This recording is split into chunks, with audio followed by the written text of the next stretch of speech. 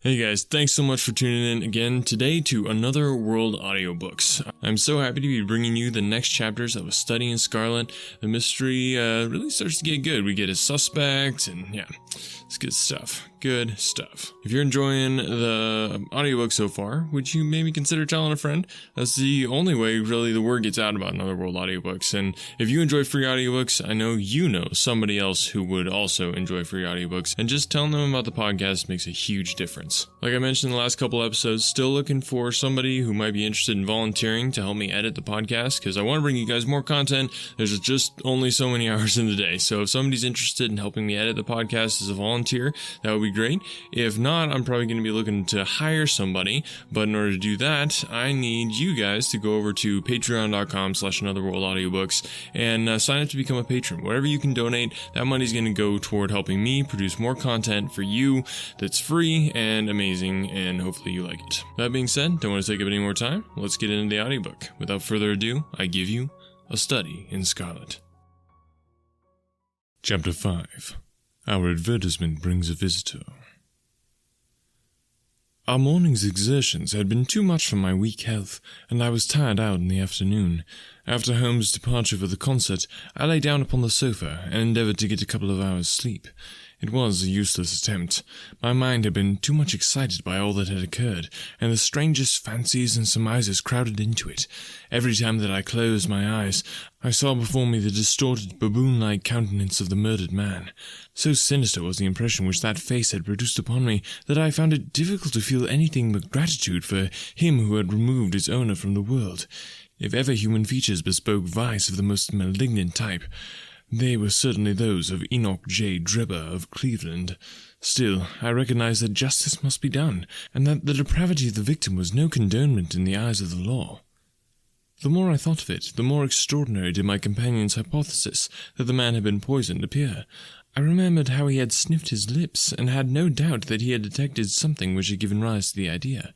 Then again, if not poison, what had caused the man's death, since there was neither wound nor mark of strangulation? While, on the other hand, whose blood was that which lay so thickly upon the floor? There were no signs of a struggle, nor had the victim any weapon with which he might have wounded an antagonist. As long as all these questions were unsolved, I felt that sleep would be no easy matter, either for Holmes or myself. His quiet, self-confident manner convinced me that he had already formed a theory which explained all the facts, though what it was, I could not for an instant conjecture. He was very late in returning, so late that I knew that the concert could not have detained him all the time. Dinner was on the table before he appeared. "It is magnificent," he said as he took his seat.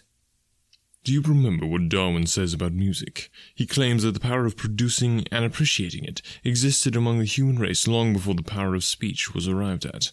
Perhaps that is why we are so subtly influenced by it. There are vague memories in our souls of those misty centuries when the world was in its childhood." "That's a rather broad idea," I remarked. "One's ideas must be broad as nature, if they are to interpret nature," he answered. "What's the matter? You're not looking quite yourself. This Brixton Road affair has upset you?"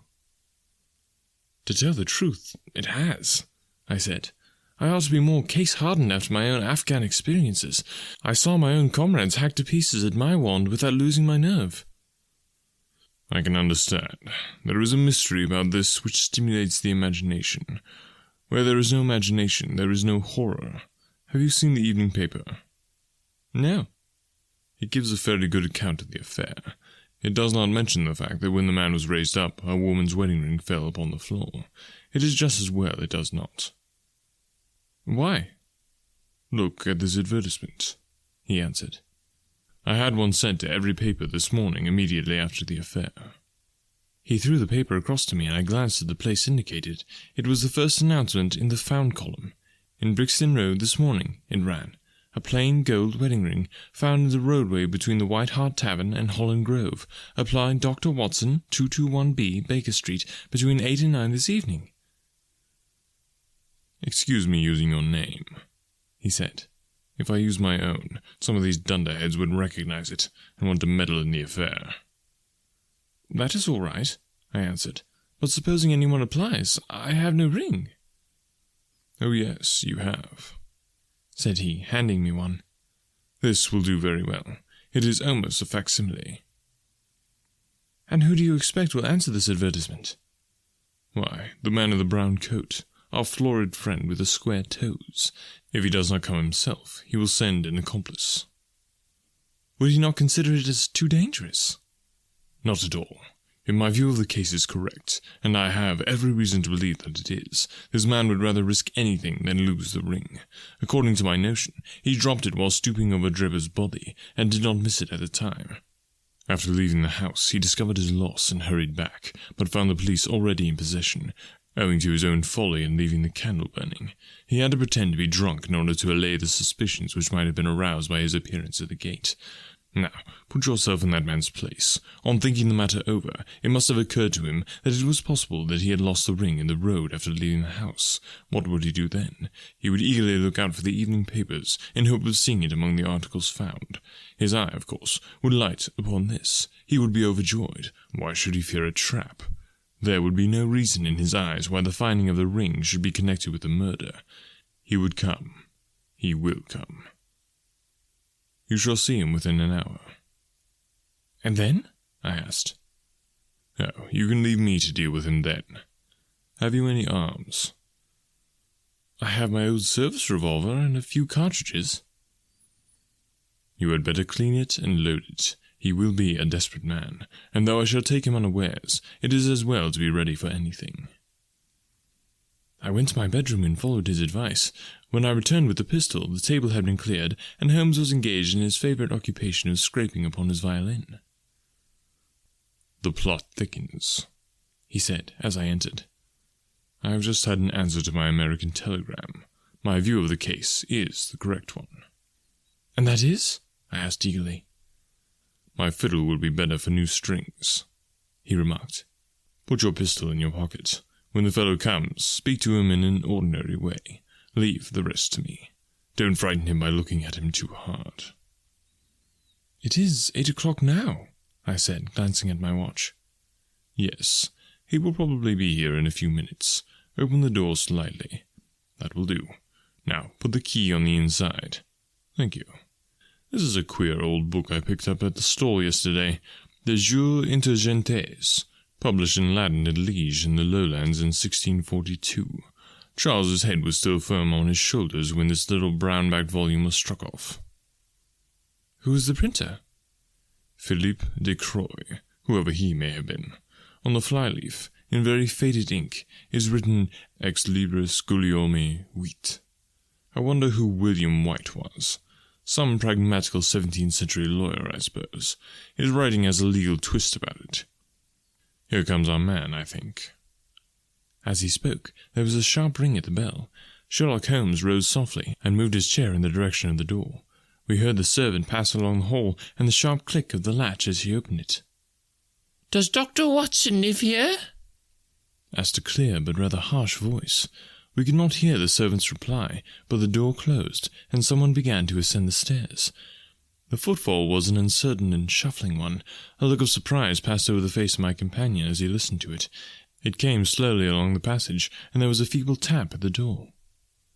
"Come in," I cried. At my summons, instead of the man of violence whom we expected, a very old and wrinkled woman hobbled into the apartment. She appeared to be dazzled by the sudden blaze of light, and after dropping a curtsy, she stood blinking at us, with her bleared eyes and fumbling in her pocket with nervous, shaky fingers. I glanced at my companion, and his face had assumed such a disconsolate expression that it was all I could do to keep my countenance. The old crone drew out an evening paper and pointed at our advertisement. "It's this it has brought me, good gentlemen," she said, dropping another curtsy. "A gold wedding ring in the Brixton Road. It belongs to my girl Sally, as was married only this time 12-month, which her husband is steward aboard a Union boat, and what he'd say if he came home and found her without her ring is more than I can think, he being short enough at the best of times, but more especially when he has the drink. If it please you, she went to the circus last night along with—" "Is that a ring?" I asked.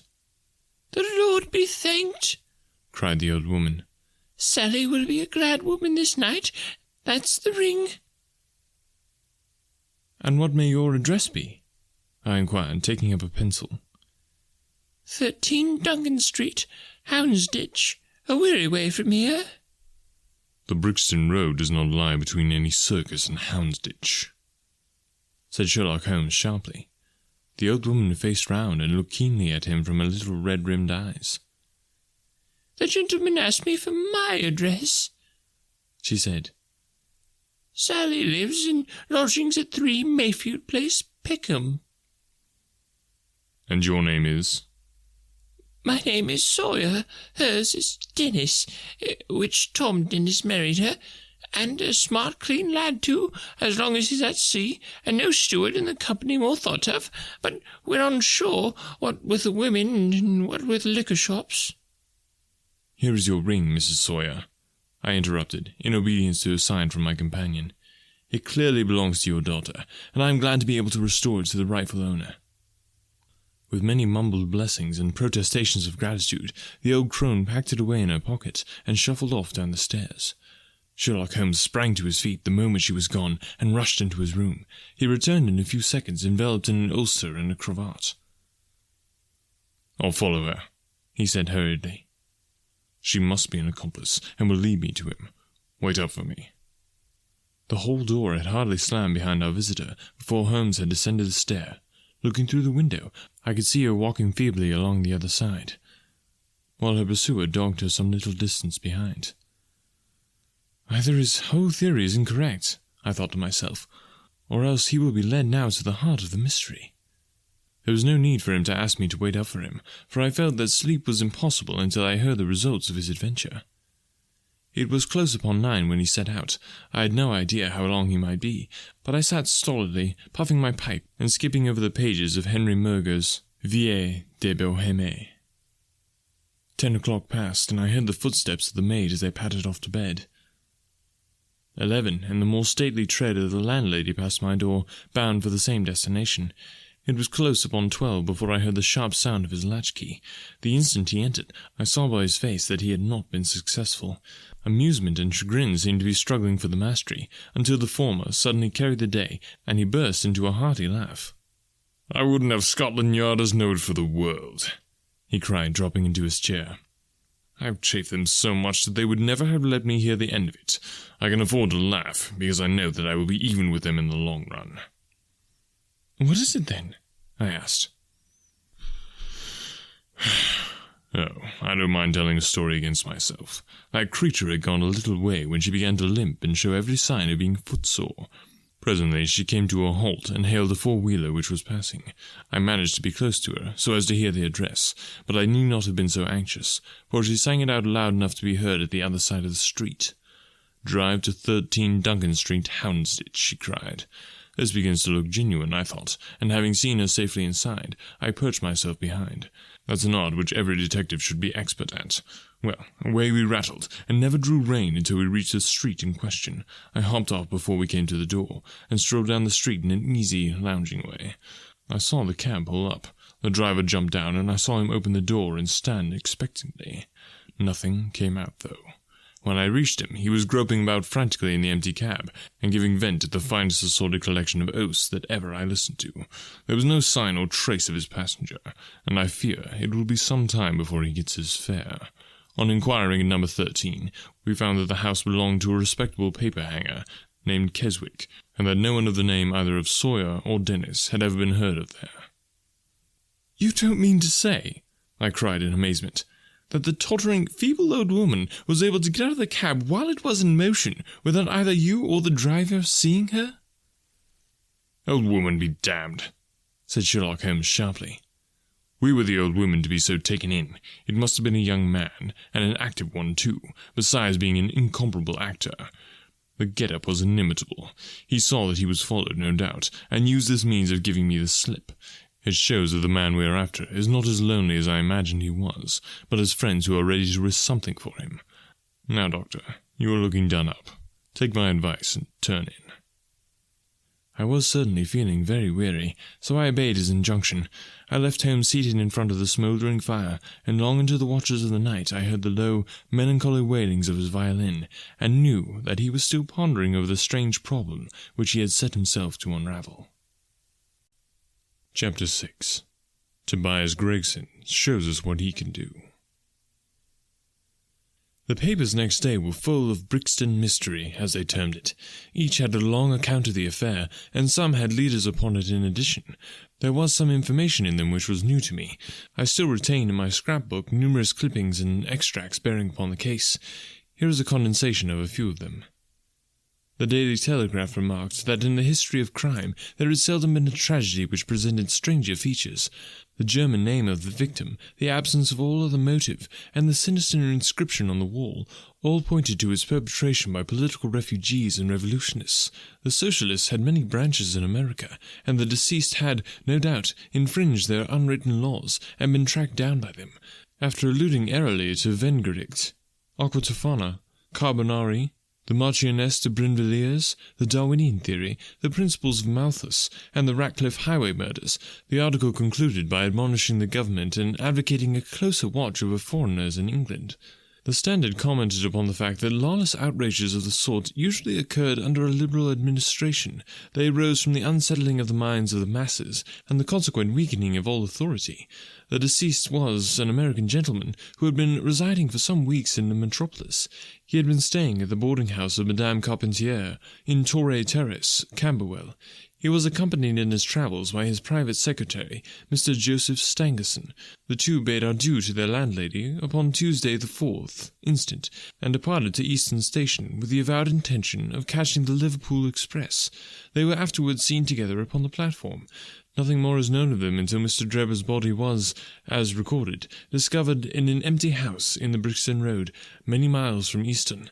How he came there, or how he met his fate, are questions which are still involved in mystery.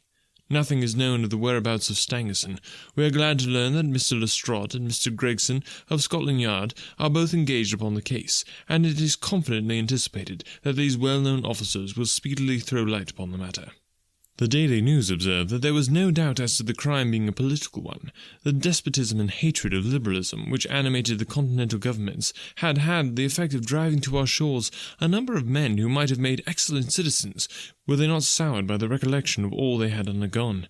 Among these men there was a stringent code of honour, any infringement of which was punished by death. Every effort should be made to find the secretary, Stangerson, and to ascertain some particulars of the habits of the deceased. A great step had been gained by the discovery of the address of the house at which he had boarded, a result which was entirely due to the acuteness and energy of Mr. Gregson of Scotland Yard. Sherlock Holmes and I read these notices over together at breakfast, and they appeared to afford him considerable amusement. I told you, whatever happened, Lestrade and Gregson would be sure to score. That depends on how it turns out. Oh, bless you, it doesn't matter in the least. If the man is caught, it will be on account of their exertions. If he escapes, it will be in spite of their exertions. It's heads I win and tails you lose. Whatever they do, they will have followers. Un sot trouvé, toujours un plus sot qui l'y admire. What on earth is this? I cried, for at this moment there came the pattering of many steps in the hall and on the stairs, accompanied by audible expressions of disgust upon the part of our landlady. It's the Baker Street division of the detective police force, said my companion gravely, and as he spoke there rushed into the room half a dozen of the dirtiest and most ragged street Arabs that ever I clapped eyes on. "Attention!" cried Holmes in a sharp tone, and the 6 dirty little scoundrels stood in a line like so many disreputable statuettes. In future you shall send up Wiggins alone to report, and the rest of you must wait in the street. Have you found it, Wiggins? No, sir, we hain't, said one of the youths. I hardly expected you would. You must keep on until you do. Here are your wages. He handed each of them a shilling. Now, off you go, and come back with a better report next time. He waved his hand, and they scampered away downstairs like so many rats, and we heard their shrill voices next moment in the street. There's more work to be got out of one of those little beggars than out of a dozen of the force, Holmes remarked. The mere sight of an official-looking person seals men's lips. These youngsters, however, go everywhere and hear everything. They are as sharp as needles, too. All they want is organization. Is it on this Brixton case that you are employing them? I asked. Yes, there is a point which I wish to ascertain. It is merely a matter of time. Hello. We are going to hear some news now with a vengeance. Here is Gregson coming down the road with the beatitude written upon every feature of his face. Bound for us, I know. Yes, he is stopping. There he is. There was a violent peal at the bell, and in a few seconds the fair-haired detective came up the stairs, 3 steps at a time, and burst into our sitting room. "My dear fellow," he cried, wringing Holmes' unresponsive hand. "Congratulate me. I have made the whole thing clear as day." A shade of anxiety seemed to me to cross my companion's expressive face. "Do you mean that you are on the right track?" he asked. "The right track? Why, sir, we have the man under lock and key." "And his name is?" "Arthur Carpentier, sub-lieutenant in Her Majesty's Navy," cried Gregson pompously, rubbing his fat hands and inflating his chest. Sherlock Holmes gave a sigh of relief and relaxed into a smile. "Take a seat and try one of those cigars," he said. "We are anxious to know how you managed it. Will you have some whiskey and water?" "I don't mind if I do," the detective answered. "The tremendous exertions which I have gone through during the last day or two have worn me out. Not so much bodily exertion, you understand, as a strain upon the mind. You will appreciate that, Mr. Sherlock Holmes, for we are both brain workers." "You do me too much honour," said Holmes gravely. "Let us hear how you arrived at this most gratifying result." The detective seated himself in the armchair and puffed complacently at his cigar. Then he suddenly slapped his thigh in a paroxysm of amusement. "The fun of it is," he cried, that fool Lestrade, who thinks himself so smart, has gone off upon the wrong track altogether. He's after the secretary, Stangerson, who had no more to do with the crime than the babe unborn. I have no doubt that he has caught him by this time." The idea tickled Gregson so much that he laughed until he choked. "How did you get your clue?" "Oh, I'll tell you all about it. Of course, Dr. Watson, this is strictly between ourselves. The first difficulty which we had to contend with was the finding of this American's antecedents. Some people would have waited until their advertisements were answered, or until parties came forward and volunteered information. That is not Tobias Gregson's way of going to work. You remember the hat beside the dead man?" "Yes," said Holmes. "By John Underwood and Sons, 129 Camberwell Road." Gregson looked quite crestfallen. "I had no idea that you noticed that," he said. "Have you been there?" "No." "Heh!" cried Gregson in a relieved voice. "You should never neglect a chance, however small it may seem." "To a great mind, nothing is little," remarked Holmes sententiously. "Well, I went to Underwood and asked him if he had sold a hat of that size and description. He looked over his books and came on it at once. He had sent the hat to a Mr. Drebber, residing at Carpentier's boarding establishment, Torquay Terrace. Thus I got at his address." "Smart, very smart," murmured Sherlock Holmes.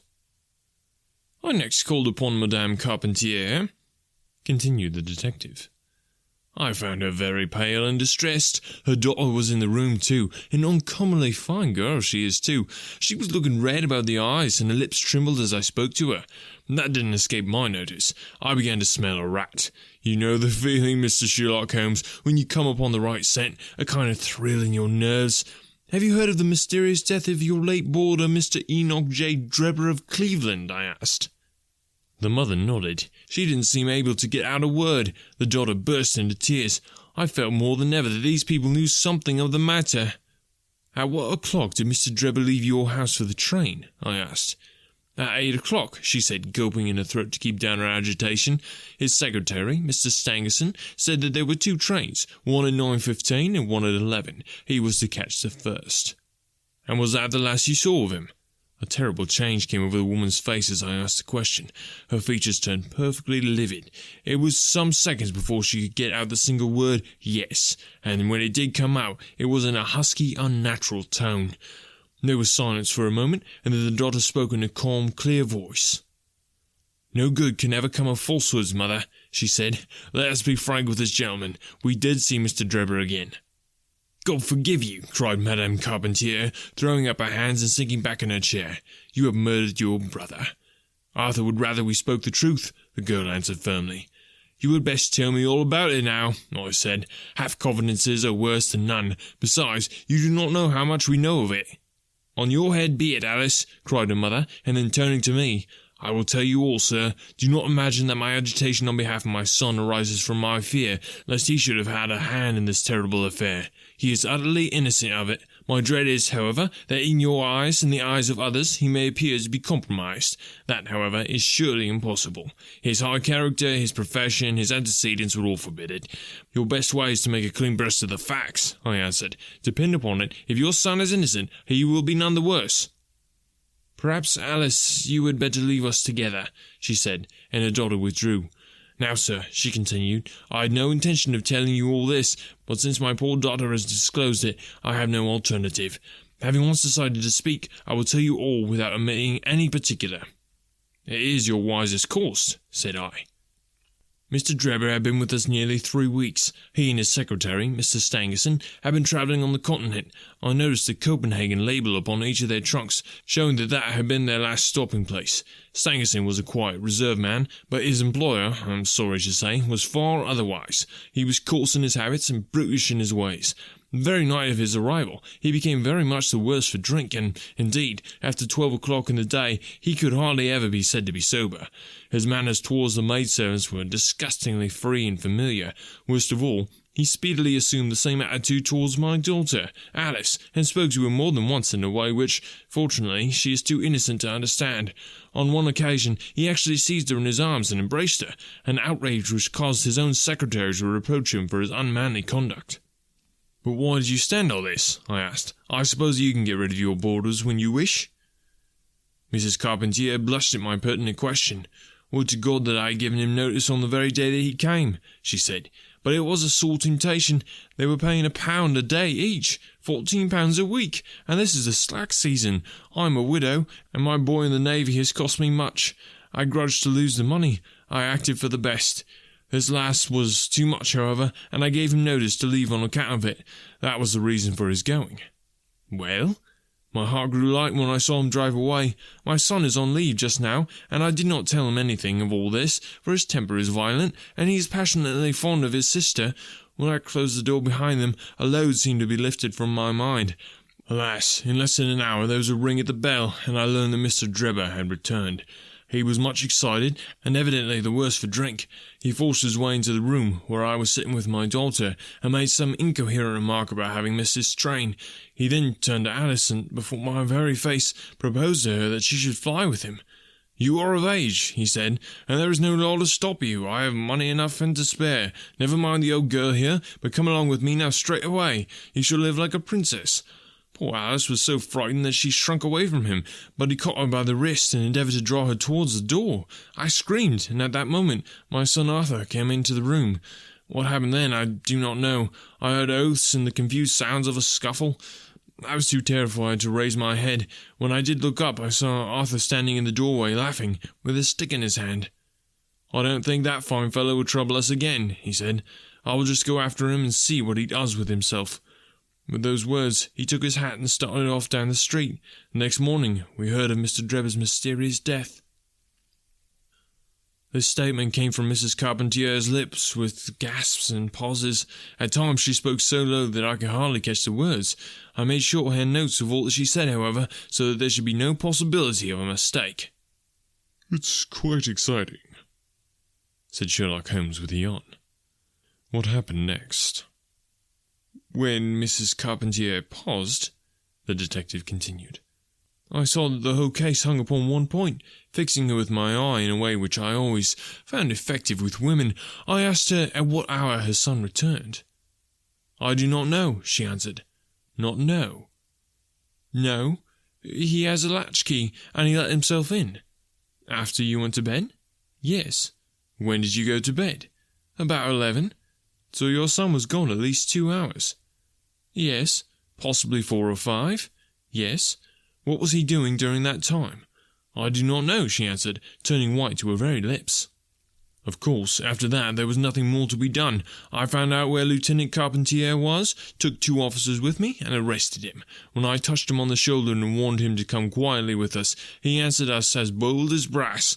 I suppose you're arresting me for being concerned in the death of that scoundrel Drebber, he said. We had said nothing to him about it, so that his alluding to it had a most suspicious aspect. Very, said Holmes. He still carried the heavy stick, which the mother described him as having with him when he followed Drebber. It was a stout oak cudgel. What is your theory, then? Well, my theory is that he followed Drebber as far as the Brixton Road.